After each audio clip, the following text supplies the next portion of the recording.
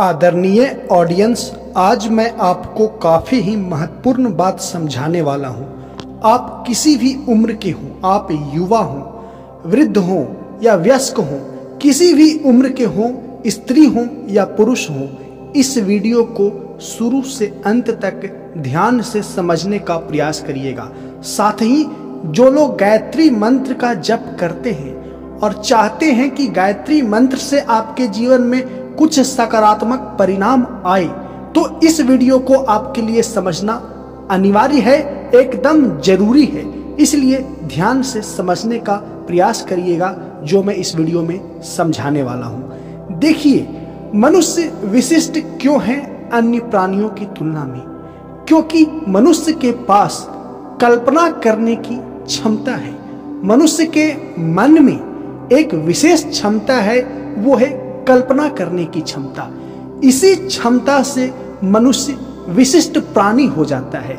जितने भी विज्ञान के जन्म हुए हैं, विज्ञान की जितनी भी शाखाएं हैं, दर्शन की जितनी भी विधाएं और शाखाएं हैं, तमाम जीवन में जो आप आविष्कार देखते हैं, उन सभी आविष्कारों की जननी कल्पना ही है। तो सोचिए, एक मनुष्य अपने जीवन में जो कुछ भी निर्मित किया है, उसमें कल्पना का सबसे बड़ा योगदान है। इसीलिए आपको अपनी कल्पना करने की शक्ति को समझना होगा और इस शक्ति का सदुपयोग समझना होगा। आप जरा अपने जीवन को बारीकी से ऑब्जर्व करेंगे तो पाएंगे कि आप जो कल्पना करते आए हैं, वही आप होते चले गए हैं। अर्थात आपके जीवन में, आपके अस्तित्व में आपकी कल्पना का बहुत बड़ा रोल है। आपके जीवन में, आपके अस्तित्व में कल्पना शक्ति का काफी बड़ी भूमिका है। इसलिए इस कल्पना शक्ति को आप कम आंकने का कभी भी प्रयास मत करिएगा, क्योंकि आपकी पूरी कायनात आपकी कल्पना शक्ति पे ही निर्भर करती है। और आज के वीडियो में आपको मैं कल्पना करने की कला को सिखाऊंगा। उससे पहले ये समझिए कि ये कल्पना आखिर है क्या। इसे मैं परिभाषा के रूप में व्यक्त करने का प्रयास करता हूं। देखिए, कल्पना एक वैसी विचार की प्रक्रिया है जिसमें इमेज का प्रवाह जुड़ा होता है। अर्थात इसे विजुअल फॉर्म भी कहा जा सकता है। अर्थात आप चलचित्र के फॉर्म में जो अपने मानसिक पटल पे विचार करते हैं, पुनः दोहरा दूं, आप चलचित्र के फॉर्म में, आप वीडियो के फॉर्म में, आप मूवी के फॉर्म में जो अपने मस्तिष्क में विचार का प्रवाह रन करते हैं, उसे कल्पना कहा जाता है। तो आप अपने मस्तिष्क में वीडियो फॉर्म में या विजुअल फॉर्म में किस तरह के विचार निर्मित करते हैं, वही आपके लिए कल्पना होती है। आप यौन संबंधित विचार अपनी कल्पना में चलाते हैं तो आपका व्यक्तित्व उसी प्रकार का हो जाता है। आप हिंसा से भरे विचार, किसी को अनिष्ट करने की इच्छा वाली विचार अपनी कल्पना में चलाते हैं तो आप वैसा ही होना प्रारंभ कर देते हैं। अर्थात आप अपने मन में जिस प्रकार की कल्पना को चलाते हैं, वही आप होना प्रारंभ कर देते हैं। तो समझ गए कल्पना क्या है। अब समझिए कि आपकी कल्पना शक्ति को विकसित करने में, मॉडिफाई करने में, प्यूरिफाई करने में गायत्री मंत्र का क्या रोल है। देखिए, गायत्री मंत्र जैसे ही आप जपना प्रारंभ करते हैं, तो जप के कुछ ही मिनट के बाद या जप के कुछ ही प्रयास के बाद आपकी कल्पना शक्ति मॉडिफाइड होना, परिमार्जित होना और प्यूरिफाई होना, विशुद्धिकरण होना प्रारंभ हो जाता है। आपकी कल्पना शक्ति परिमार्जित होने लगती है और शुद्ध होने लगती है। और जब आपकी कल्पना शक्ति शुद्ध हो जाए और परिमार्जित हो जाए, तो आप एक विशेष शक्ति के प्रभाव में आ जाते हैं। अर्थात आप स्वयं का रचनाकार बन जाते हैं, क्योंकि आपकी कल्पना परिमार्जित हो गई, आपकी कल्पना विकसित हो गई गायत्री मंत्र के जप से, और आपकी कल्पना शुद्ध हो गई गायत्री मंत्र के जप से। तो आपकी कल्पना जो पहले अशुद्ध थी, अशुद्ध कहने का मतलब रैंडम, बहुत ही टूटी फूटी कल्पना, और ऐसी कल्पना थी जो आपको इमोशनली डिस्टर्ब करती थी, या आप अपनी इमोशनल डिस्टरबेंस के दौरान वैसी कल्पना करके आप अपने व्यक्तित्व को काफी डिस्टर्ब बना चुके हैं। तो आपका व्यक्तित्व डिस्टर्ब रहा हो पहले, तो आप गायत्री मंत्र का जप करेंगे तो आपकी कल्पना इतनी शुद्ध हो जाएगी, इतनी प्योर हो जाएगी कि वो बिल्कुल सामान्य स्थिति में, परिमार्जित स्थिति में आने का प्रयास करेगी, या कहें तो आ जाएगी। तो आपकी कल्पना गायत्री मंत्र के जप से मॉडिफाइड होगी, परिमार्जित होगी, विकसित होगी, विशुद्ध होगी, उच्चतर आयाम में पहुंचेगी।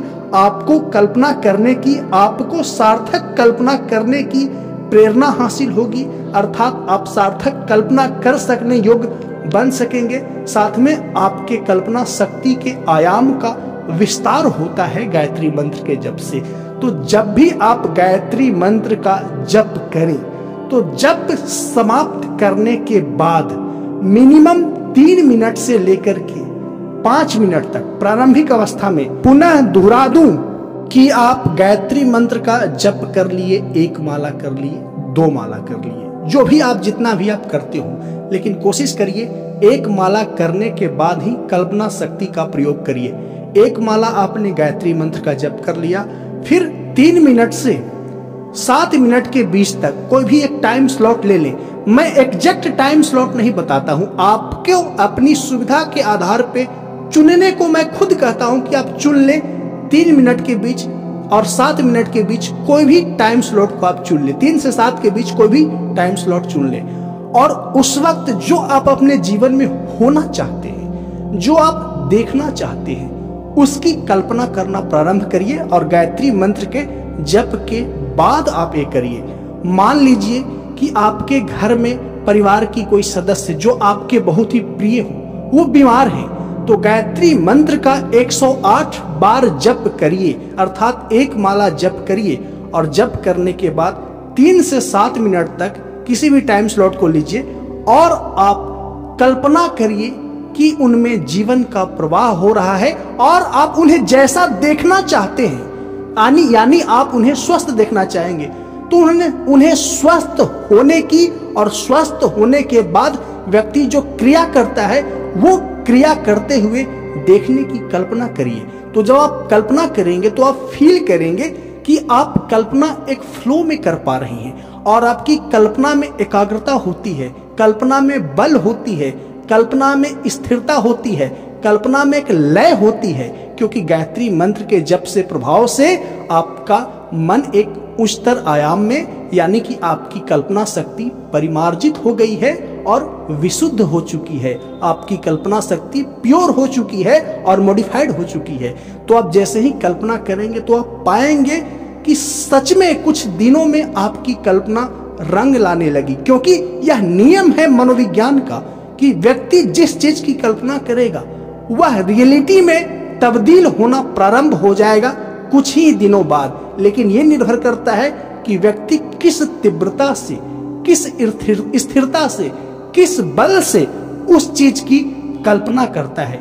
दूसरी बात कि आप अपने जीवन में सक्सेस को पाना चाहते हैं, या आप अपने जीवन में किसी मुकाम पे स्वयं को देखना चाहते हैं, तो गायत्री मंत्र के 108 बार जप करने के बाद या 2 माला जप करने के बाद उस मुकाम पे स्वयं को देखने की कल्पना करें, या अपनी कल्पना में स्वयं को उस मुकाम तक देखें और मैनिफेस्ट करें।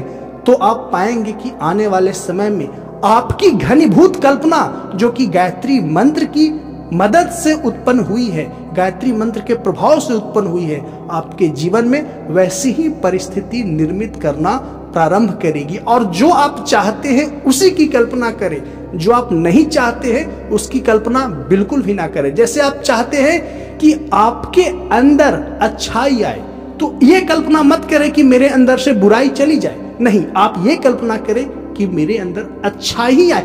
जो चाहते हैं उसी की, उसके विपरीत ध्रुव की तो कल्पना करें ही मत। मैं पुनः दोहरा दूं, जो आप चाहते हैं उसी की कल्पना करें, उसके विपरीत ध्रुव की कल्पना तो करें ही मत। तो आशा करता हूं इस उच्च स्तरीय मनोविज्ञान को आप समझे होंगे, इसलिए इस वीडियो को लाइक कर दीजिए, इस चैनल को सब्सक्राइब कर दीजिए। मिलते हैं नेक्स्ट वीडियो में। वीडियो को देखने के लिए धन्यवाद।